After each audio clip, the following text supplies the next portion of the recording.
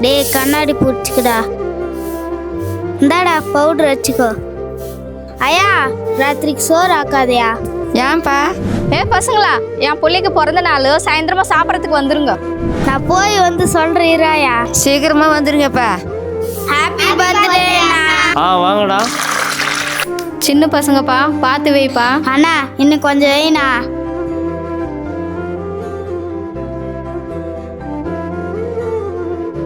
பிள்ளைங்க போச்சே, இன்னும் வரலையே.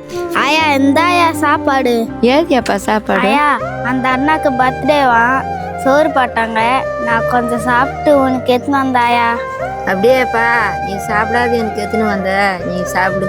ஆயா நாங்களும் எடுத்துன்னு வந்தையா. ஸ்வீட்டு வாழைப்பழம்.